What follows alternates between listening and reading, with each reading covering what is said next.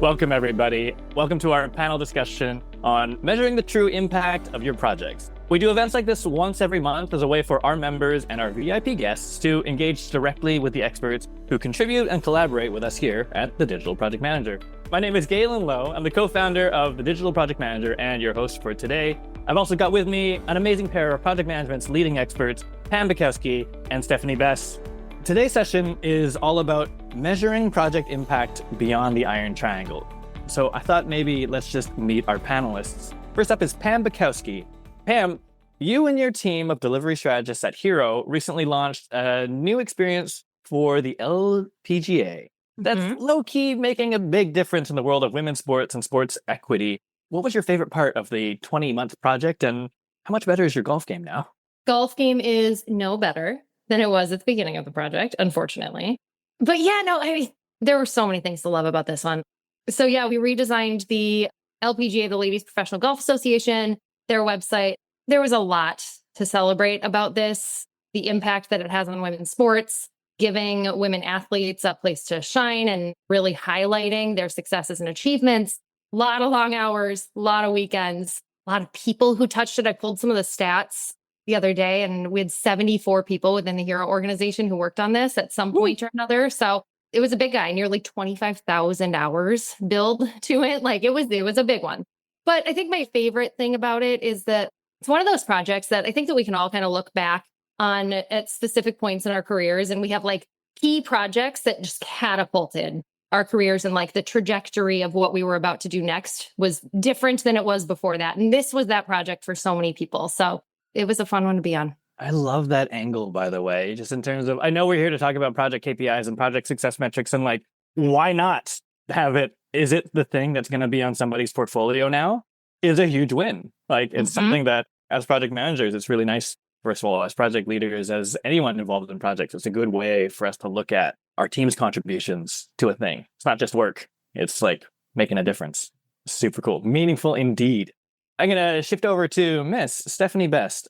Stephanie, your consultancy is called Greannmhar, which is an Irish word that I can't seem to pronounce. So my question for you is, what does it mean, and how does it reflect what you do for your executive clients? I love that. Yeah, Greannmhar. So it is an Irish word. It means witty and playful. So it can take on different meanings depending on where you are. However, we love this word because we like to approach something that's rather serious and something that's quite important, like if you need to mature your project operations with a sense of curiosity and empathy and levity as well. So we feel Greannmhar really fits in quite nicely with that, even though most people can't pronounce it, which is another really good discussion point for me. I've considered changing it, but I do like the discussion around it and what it means in its history as well. It's a word that reminds me of my father, who is a witty Irishman. So it's sort of a namesake in a way. But yes, I'd say that it's our backbone to some of our mission and our identity and just how we like to approach our clients and serve them. I love that. Now that I know what it means, everything's clicking. Yeah. I think that's phenomenal. Let's dive in so that we also have time to get interactive as well. Let me just tee this up.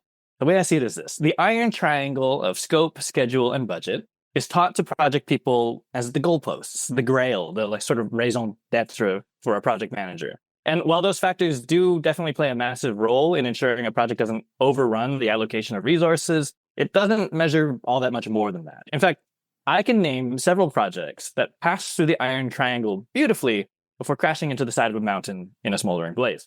So while nailing the Iron Triangle might be a noble mission for project managers and executive sponsors in many industries today, in a digital world where project leaders are being encouraged to be more strategic and outcomes-driven, and where projects themselves are the ingredients for broader business transformation, it's not quite good enough for the trinity of scope, schedule, and budget to be the only guiding force. And then the big question is, all right, well, how do we measure project impact? And is it really within the control of even the most strategic project leaders? So that's the juicy bits. I'm going to start with a very just general question for you two. And the question is, in your opinion, what makes a project successful? Should I start with Stephanie? I love, first of all, the difference between what I do and where I'm at versus Stephanie, what you're doing every day. I'm agency land. And so I think we have very different perspectives too on what makes a project successful. So this is going to be fun. I think it's going to be really great because I'm ex-agency and now I focus a lot on business transformation projects. So it's shifted my mindset of what is a successful project. So for me anyway, is client satisfaction, raving fans, i.e. your clients, so my clients, and maybe the people that this benefits. And then work that you are proud to stand by, but I have to say also effective risk management. So to me, those are really important success factors that are really outside of the iron triangle. I love this sort of risk angle. I was having a conversation with someone the other day about the fact that seeing into the future, right, planning, and especially for projects, is a massive risk. Nobody knows what the future is going to hold. So actually, when it all comes down to it, we're doing all these things to try and make things go smoothly vis-a-vis mitigate risk. So in some ways, if risk has been managed and mitigated, minimized, all those things, transfers accepted, anyhow, risk has been addressed, I guess, managed, then that is a success in terms of like an endeavor of something that we didn't know if it was going to work or not. So I think it's pretty cool. Pam, you're right. You do have a bit of a different perspective from the agency side. I do. I agree with everything that Stephanie said. First of all, the risk piece is a really cool angle. Things are going to go wrong on every project, right? Like you can't mitigate every risk. And so I think that on the flip side of that, like what you do when something does go wrong, did your team rally? Did you stay positive? Did you handle it seamlessly for your client? Did you quickly put together a plan that was feasible? Like what you do when something goes wrong also contributes to whether something was successful or not. But from the agency perspective, we like to say we don't want one and done work. If a project, we launch a site, if that that relationship with the client continues beyond that, it was successful. Obviously, we're looking at things like margin for the agency. We're looking at things like our resourcing mix and utilization, and are we keeping the right people busy, right? Like there's some operational stuff when you're in an agency that you want to take into account as well. But if that relationship with the client continues past your original SOW, that's the biggest success metric for us. I love that you both went there in terms of something that's like lasting and longer term than just the sort of window of a project. And I will force your hand about project KPIs in a second here, but I do like that idea that it's like, does it allow us to continue? Is actually like a massive way of looking at any kind of collaboration, but especially a project, because it's like, are we going to continue working for this client? Is this business still going to continue to be viable to run? Is our strategy viable? Is that going to continue?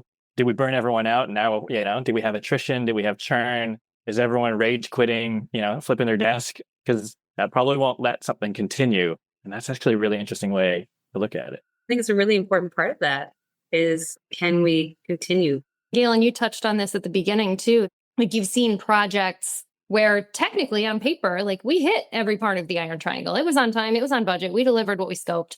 But we talked about this when we were just chatting before a little bit. Like if everybody on the team hates each other at the end, and if everybody is like, I don't even know if I want to be a project manager anymore, that's not a success. We made money and we delivered it on time, but people are, rage quitting and flipping their desks and leaving. Like that's not good.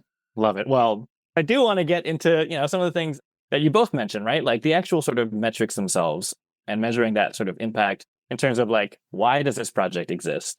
And I think it can be a bit of a layer cake, to be honest with you. So I thought I'd ask a loaded question, which is just who defines how a project is measured in terms of achieving its KPIs or business outcomes? And then who is accountable for achieving those KPIs in your experience? The layer cake is a really great analogy because there can be different KPIs based on what type of organization you're in, what type of work you're doing, right? Who are your audiences? Who's actually benefiting from the product you're building? Again, I'm speaking from an agency perspective here, but we typically have a couple of different sets of KPIs, one for our client, one for us. And so for our client, it's really important and like for the product itself, once it goes live, the success metrics and the KPIs for that, and for our client's organization, we like to define really clearly upfront with our clients, put them in a project charter, make sure everyone is aligned on it. For us, we need to make sure that it's something that we can actually commit to. We need to make sure that if we're writing it or like writing it in a document that gets a signature on it, it needs to be measurable. It needs to be feasible. It needs to be something that we can actually deliver. And so there is kind of a balance. We can't say, we're going to increase your ROI, like big consulting words. Like, no, it needs to be measurable. Your traffic will increase by this much. Your ad clicks will increase by this much. Very clear again, measurable, yes, we hit it or no, we didn't KPIs. On the flip side for us, we're looking at things like, I touched on margin earlier, but are we going to make money on it? Things like awards. In agency land, that's really important. And maybe we're willing to make a little bit less on a project and discount it to win the work because we know that it's going to be really cool and innovative and win us awards and get us press. And so there's a whole separate set for us that we like to prioritize. That's what's really interesting about it, because there is that sort of once removed where it's like, okay, I can't promise you that your sales are going to go through the roof because I don't really control your product. I might just be rebuilding your website. I might just be doing a marketing campaign. They can get to the checkout, but the whole convincing them to buy might be out of my control. And just recognizing that and having that conversation that, of course, at the beginning of a project, everyone wants everything to be just a smash hit. And it is okay to have some fuzzier KPIs with your clients, but those are more objectives. Those aren't actual KPIs. A KPI, as we all know, needs to be something that you can measure. You can definitively say, yes, I achieved it, or no, I didn't. For LPGA, for example, the site that we talked about earlier, one of the main objectives was to increase fan engagement for golf fans and golf enthusiasts. That's really hard to measure. So we came up with quite a few pieces of functionality that we believed would drive fan engagement, and then proved it through user testing, proved it through stakeholder interviews. And while we couldn't actually put firm KPIs together about how it was driving fan engagement, we got feedback, we proved our hypothesis, and then we put it into action. And sometimes that's good enough. I love that it also defines scope too. It's like, okay, what is our metric that we're trying to hit? And let's build scope in that helps us measure that so that we know. And test the crap out of it. Yes. Sandy, how about from your angle? I think you've kind of moved out of agency land, but is sort of your background. Now you're kind of, as I understand it, in the executive boardroom, working on sort of strategy delivery, strategy execution, realization, call it what you will. Who's kind of responsible for sort of defining these success metrics, making them measurable, and who gets held accountable in the types of projects? And maybe even just some examples of projects that you are at the helm of or involved in. That's the easiest question in the world. No, but I really love that Pam and I are from very different backgrounds and we have different ways of answering this question. The way that Pam has answered this question just makes so much sense. Like, that's exactly the answer. If I were to choose an agency to work with to develop a product, a lot of what I'd want to hear is like tailored metrics to your needs. And we have some other sort of metrics that help us make sense as a business, but we are client oriented, right? And that's fabulous. My answer is going to be different, of course, because I'm looking inside of a company now these days rather than in the market with a variety of different clients, like growing other brands. I'm looking to improve the project efficiency of an organization and enhance their operations. So who's responsible? I'd say that leaders are responsible for designing strategy effectively and clearly delegating duties that support the strategy and collecting feedback. And then for project managers, I would say they are responsible for insight and feedback of what works and what doesn't, and ensuring that they deliver within the expectations of stakeholders, right? So it's a very different beast that you're dealing with. The ROI is a business printed metric. However, it may not always feel relevant to an agency producing a web project for a client. The client is responsible, though, for seeking initiatives that support their strategies for ROI, et cetera, or greater fan engagement, et cetera. And the agency itself is responsible for satisfying the client and driving their own raving fans. But for metrics inside of a business project, you would probably want to see that people are more fluidly able to complete their tasks, that your project velocity perhaps has increased. People have a deeper sense of meaning attached to the strategic goals of the company. So you might see the attrition levels decrease over time. And then you would see client satisfaction scores, hopefully over the course of a year, so a bit latent, increase as well. So that's what we saw with one of my last clients in doing a sales model optimization project, where we went in and essentially mapped current state, saw what's working, what's not, and then created projects to elevate the current state. And coming back to the thing you said kind of setting the direction and getting feedback like from that sort of leadership team. And later you had mentioned this sort of like buy-in to the broader strategic objectives at like various levels of an organization. And I'm like, how do you make that happen? Because I agree with it, right? In the sense that like, yeah, we're looking to like operate efficiently towards our goals. And then that means people have to know what the goals are. And then also it means that if something's not working, leadership needs to find out about it before the end of the project. It's really important. Like in a large enterprise, it becomes more convoluted. In a small to medium enterprise, it's a little bit more tangible. It depends on how hungry companies are for strategic planning and then sharing that clarity with the rest of the company and then how effective they can delegate that to people on the floor, like, their leadership, their VPs, their directors, and their managers. And so throughout the hierarchy, how do they really manage value? Because are you just producing work throughout a hierarchy? Is it an entanglement of approvals? Or are you actually producing work based on the value stream in a company, which is a whole other can of worms? However, it is really about change in a company and leadership strategy. I like that it kind of brings about this sort of notion. I alluded to it at the beginning, this sort of project economy. And part of the reasons why project management is so important right now is because organizations need to change and transform quickly. It's like you're not just doing business as usual and we're not going along a straight line in order to stay competitive, in order to kind of realize the value that we need to be seeing our strategy manifest. It needs to kind of arc. And that only works if, to your point, we address what's not working and that we can kind of deliver efficiently. Yeah, I absolutely agree. The goal of these projects is to become more efficient and more effective. So if you can accomplish that and you can find different ways to measure that for organizations, that's a huge win. What I love about both of your answers is that there's lanes. I think I came into this even years before this, that sort of notion of a strategic project manager. There's this vague cloud that somewhere leads to like project manager as CEO. And it's like, it's not exactly that. It's not like you're going to like suddenly leave this webinar and then be at the table with the C-suite as a project manager, or even as, a VP of operations, necessarily like setting the strategy and being accountable for that strategy and then strategy, like the delivery thereof.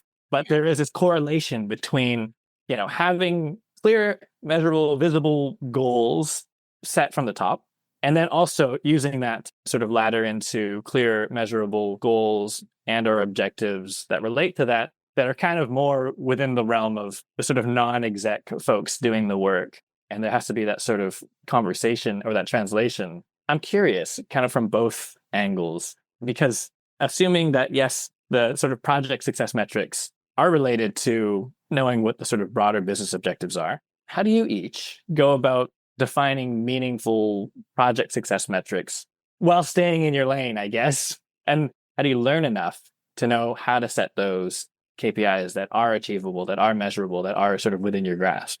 I'll flip it again and start with Stephanie. Quick sidebar. If a project manager is dreaming of becoming CEO one day, hot tip is to focus on the strategy and the value towards the organization. So if they can start to speak the language of leadership and pivot into new pathways, then I found myself getting promoted doing that. And I think that might be effective for other folks if they're interested. I think that's really, really important and a really good piece of advice. And even just to take it one step further and make it a little bit more tactical, like we talk a lot about the iron triangle. The organization doesn't care about the iron triangle. The organization cares about the benefits that you achieving the iron triangle brings to the org. And so understanding how like the decisions that you make as a project manager positively impact your organization. And like, if I deliver it on time, that means I free up resources to take on other initiatives quicker. Like all of these other things that come into play. If you do your job, understanding how that connects is exactly what Stephanie's talking about. Thank you for reiterating that. That's wonderful because you touched on effectiveness and efficiency for the organization and someone's role. If they can drive that, that's driving value. I love that. Okay, so that was really insightful. And just for the interest of Galen's question, or Galen Tomato Low. So how do we define meaningful project success metrics? Relevancy and value are the backbone driving meaningful metrics. So examples outside of the triangle, because the triangle serves a purpose, right? It helps us mitigate risk. It gives us a sense of control, and it also helps us balance out something that could be profitable, right? So it does have its place. But things that maybe are outside of that maybe are strategic alignment. So will the project move the needle in terms of strategic objectives? So success isn't just completing a project within constraints, but whether it's delivering that tangible value. And that goes back to that charter. Does it drive more engagement, raving fans, sales? Is it a brand moment, et cetera? Just trying to speak some agency language here. Next is agility. So did the team adapt to the changing needs or the timelines or market shifts? Are they keeping their finger on the pulse, right? If you're designing an agile project and you're working in sprints, that's a great opportunity to manage risk and stay relevant. Even if it changes a little bit from what you thought your end target would be, the end target is always going to have to be value and what the client is going to benefit the most from. And then that brings us to value delivery. So in agency projects, for the real measure of success lies in the value delivered to stakeholders. And if they feel that it's valuable, they'll want to return, right? And then, of course, there's all these other vanity metrics. So I'm going to flip it over to Pam because I feel like I keep giving these lovely long answers. Again, I think you're spot on here. Where we always start, and I like to start with, why are we spending money on this? Why is our client spending X number of dollars on this thing? It's got to be really important to you. If they're spending $4 million to do this, why? And then start breaking it down. How can I help them achieve the value that they are trying, to your point about value delivery? How can I help them on the ground achieve the value that they're hoping to get out of this? You touched on like different stakeholders as well. I think understanding what is important to each of your main stakeholders and coming up with specific KPIs wherever possible for each of them. That's something that you as a project manager can influence immediately, right out of the gate, right? I touched on this a little bit earlier. I find project charters invaluable in doing that because just the act of making a charter with your client forces you to talk about what you care about. It forces your clients to, you're going to find out just in putting together that document, I really care about impressing my boss.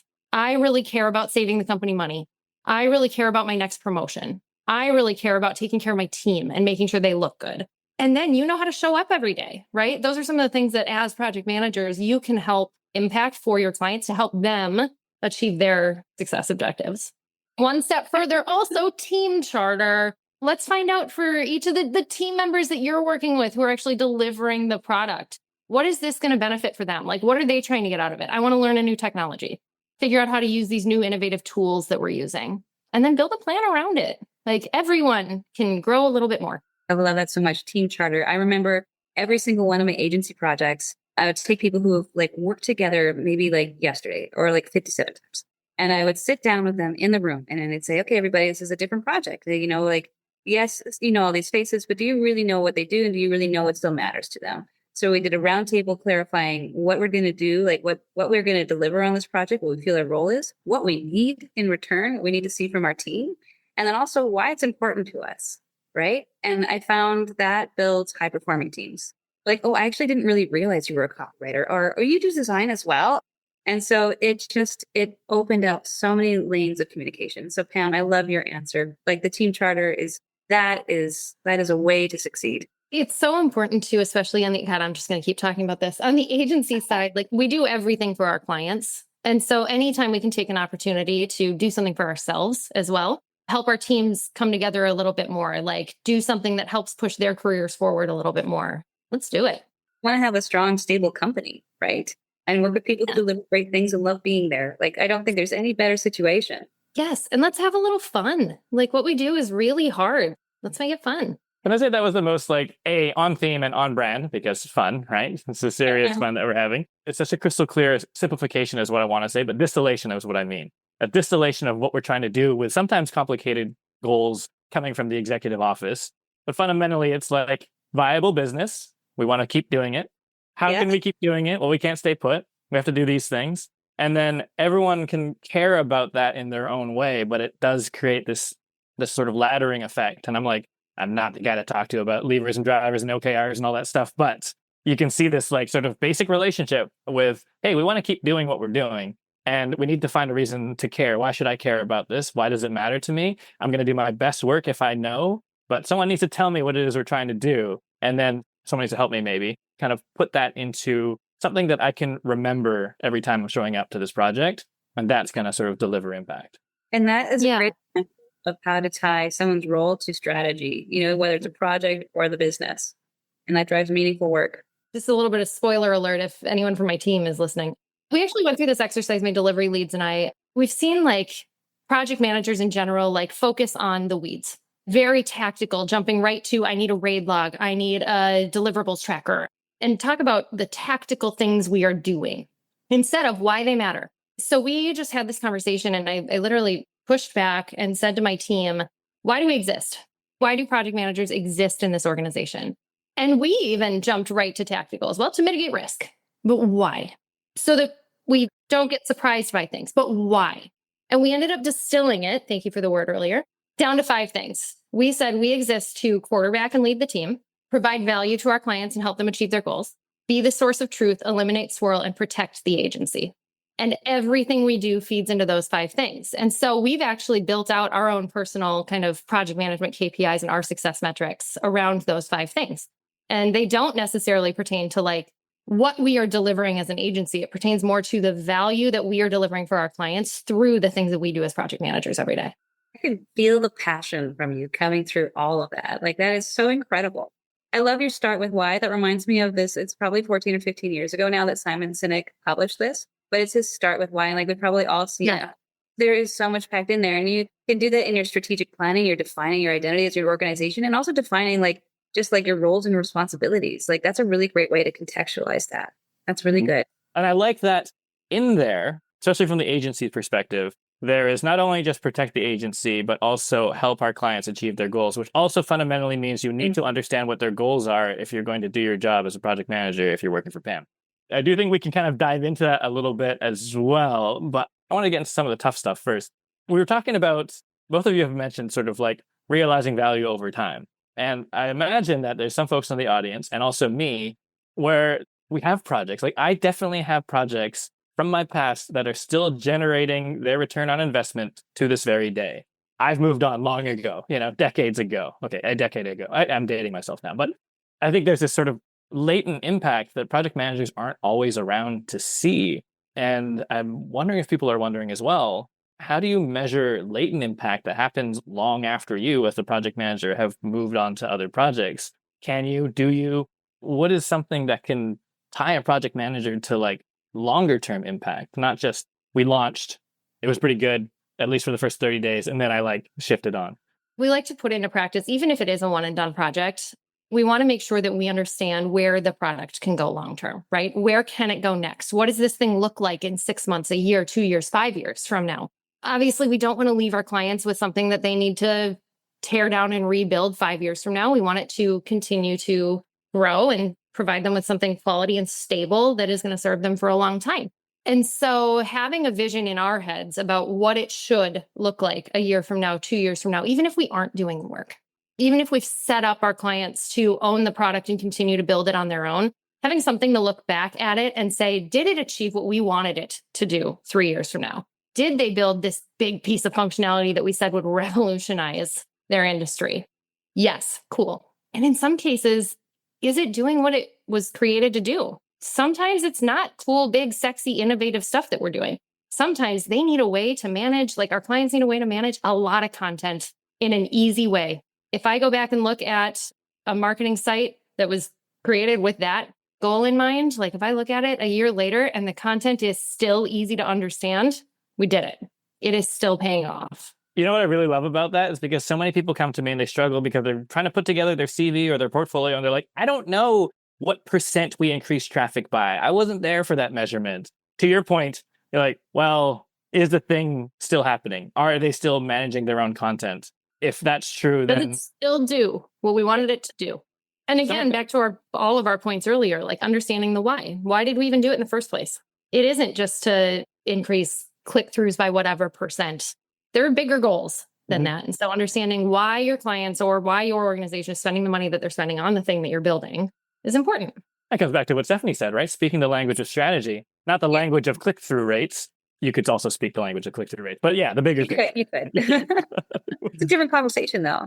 My last question, I guess, with the exception of one that I'll sneak in at the end, the devil's advocate question is, okay, that's all fine and good. Value, goals, caring, keeping doing a thing. But what about this iron triangle? Is it okay then to not hit the iron triangle if you hit success? I don't know. Whoever wants to take that one first. Is it okay to not hit the iron triangle? Like, I think 15 years ago, Stephanie as a project manager would just freak out at this question. That's what time does. I think that the answer it is up to the customer. So if the customer values other elements of success more than the iron triangle, then you have a happy customer. And the iron triangle does have its place, as we say, like giving people a sense of control over just those quick checks on a project and also mitigating risk. But if you see value in metrics for success outside of the iron triangle and maybe the client doesn't, then I think it's always worth having a conversation to find a happy middle and go back again to that why. What's that vision and what's that purpose? Understanding that we don't have unlimited time and money and features, right? But it does come back to just thinking, okay, well, how does the customer define success and how can we deliver that for them? Does it make sense? Do we need a strategic partner or are we equipped? So I think that it is okay ultimately not to hit the iron triangle. There's so many other things that I feel we've really well covered in this conversation that just speak to value and driving growth in an organization, driving success for clients. And to get too focused on the iron triangle, you could actually just lose value and that could be more costly. I love that. I also like what you said about resources are finite. The fundamental reason sort of iron triangle exists is because you might run out of time with people or Right. money, and then like it's no good. If you spent all your time on the one goal of a project and only got to step 1 of 19 and then ran out of money, that's still not good either. Yeah, that's where you have to be very careful with your sprint planning if you're doing an agile project. And that's where you get the biggest risk. I'm just going to go off on a tangent with just pure waterfall. Like, I think any industry could benefit from at least hybrid project management. Because if you just do like a pure waterfall project, it is a year-long project, and you're like, that's the target in a year, and we're going to work in silos and deliver each of our components to the next team, you will probably 70% of the time miss your mark. You will never deliver it. Yeah, you'll never deliver it. Just Pam's just going to be forthright. It's just like, it's going to fail. An experienced person will know that you don't want to manage a project that way. And you don't want to just like feel like you can create this imaginary predictive glass ball full of beautiful iron triangles, right? It doesn't exist. So The Christmas ornament right there. On the agency side, it's like it's very real, right? Because you have a contract that says you have this much resource to do a thing. If you want more, then you have to ask for more. It's not just, we can't just slide it under the rug in terms of like, yes, executive team, we delivered that project very, very well. You really do need to like report on the resources, et cetera, et cetera. You and the team you manage, how important is it still to hit the iron triangle? Is there a world where you can not hit the iron triangle, somehow hit the success, and that would be okay? There's definitely that world. So the iron triangle is very real, especially in agency land. That said, nobody says that the sides of the triangle all have to be the same length. And nobody said that the sides of the triangle can't change length while you are delivering. The timeline can change and the budget can change so that everything can kind of like expand a little bit. Everything can contract a little bit. One side can contract a little bit. Like it can change. I think evolving your management of the triangle while your goals and while the project is evolving is important. I do think that there is a world, however, where you can break the triangle and still call the project successful. As long as, so Stephanie, I agree with everything that you said. And as long as people know you're doing it. If you're blowing your budget out of the water, if you're trending over your timeline, if you are needing to cut scope in order to hit the other two sides of the triangle, you got to talk about it. You have to make sure leadership knows. You have to make sure that you're calling it out before you break that side of the triangle. You have to make sure that people are informed and that you have a plan for what happens after you decide to break the triangle. Making those decisions in a silo, or even worse, not knowing that you're about to break a side of the triangle, that is bad. That is not success. Intentionally deciding that you need to break your iron triangle in order to provide more value, in order to sell in more work, in order to build a longer lasting relationship with your client, in order to create a case study that's going to win us more work in that industry in the future. Like the reasoning behind why you are breaking the triangle is more important than the fact that you're breaking it in the first place. What a fabulous answer, Galen. I'm Yes. just because I love the way that you described this really creative and visual way of just having this very flexible, agile triangle. It's still a triangle, but it could be a dolly triangle. It could be anything. And it's so important because you're considering the triangle and the ecosystem that it exists within, trying to mitigate risk, trying to communicate the status of the triangle within that ecosystem to ensure the health and satisfaction of the company and the client. I've done enough of these with you guys, and I think I do this every time. I give my iron triangle spiel. I don't know how I keep ending up in this place where I run through my own script every time, but here I am. Here's my spiel on the iron triangle. Whenever and this is part of I've told my team about this is just a part of our process. When we kick off a project, whether it's with a new client, with a client we've been working with for years, doesn't matter. Every time we kick off a project, we sit down in the kickoff meeting and I make the client prioritize the iron triangle. I make them say, this is the most important side to me. This is the second most important, and this is the least important. And then I tell them, thank you for doing that. I own number 3. You don't have control over number 3. I do. I'll tell you what I'm doing with it. But in order to deliver 1 and 2 for you, I have to own the third side so that I can flex like this. And like it sets expectations right up front that like I can't give you all 3. I can give you 2. I promise.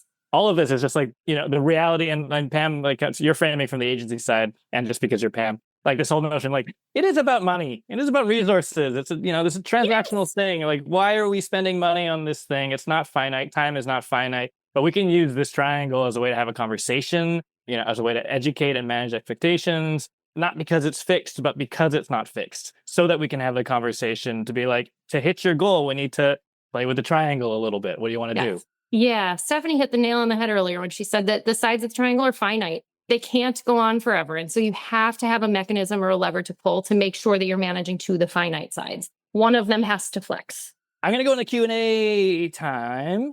And I've got a couple questions here. I've got a question from one of our members. And, it's a juicy one. Here's the question. The question is, if our team isn't KPI driven, how can we get the right people in the room to determine the KPIs?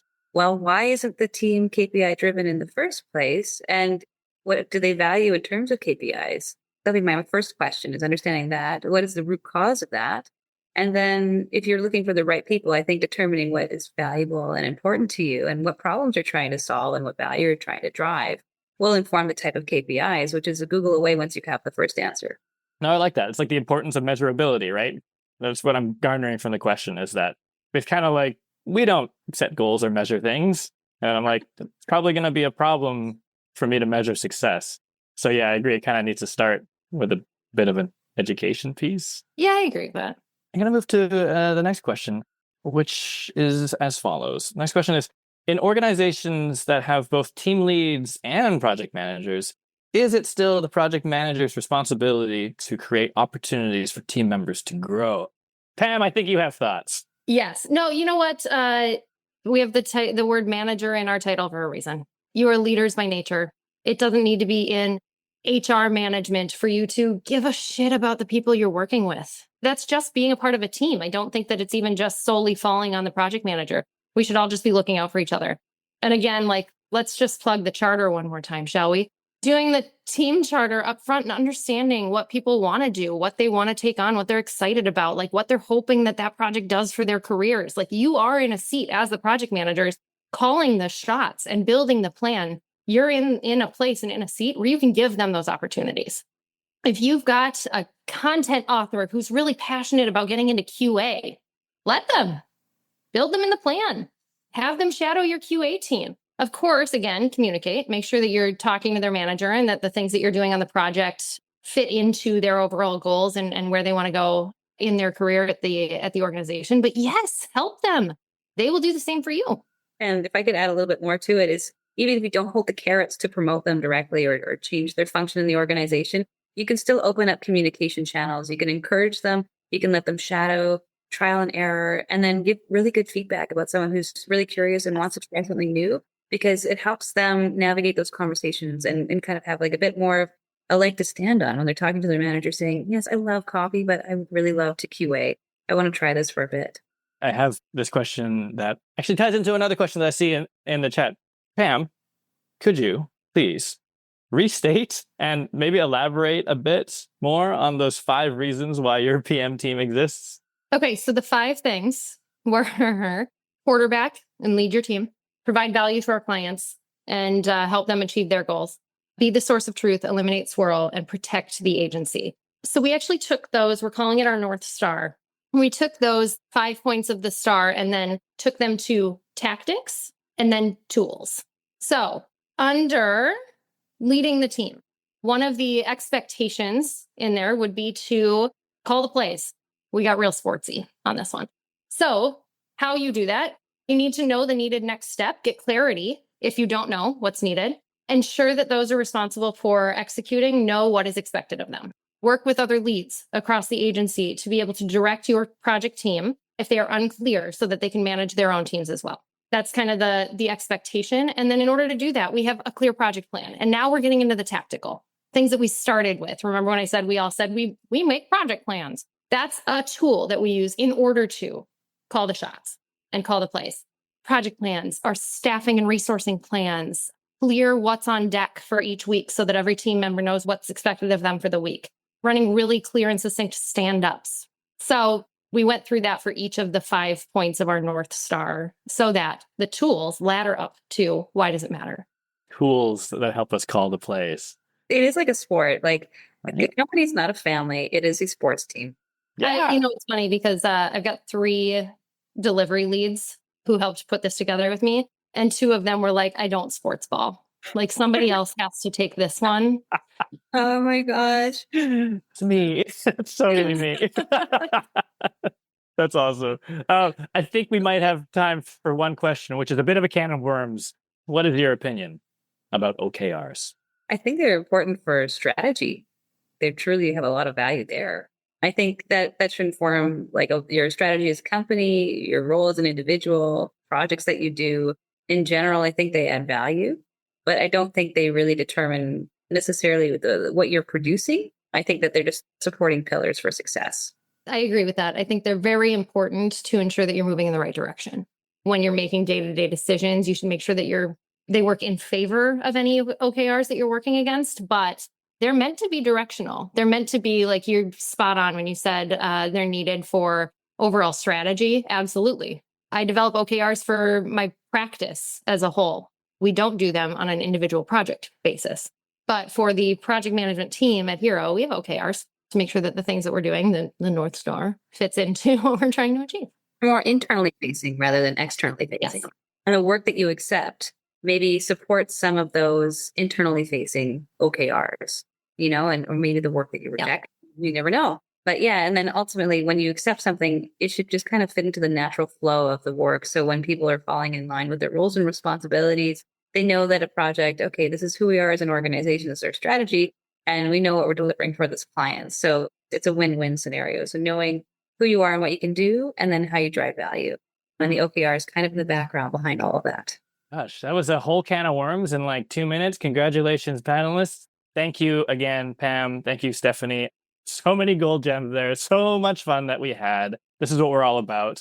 Thank you so much for sharing your expertise with us today. And we'll see you all at the next one. Yes. As always, if you'd like to join the conversation with over 1,000 like-minded project management champions, come join our collective. Head over to thedigitalprojectmanager.com/membership to learn more. And if you like what you heard today, please subscribe and stay in touch on thedigitalprojectmanager.com. Until next time, thanks for listening.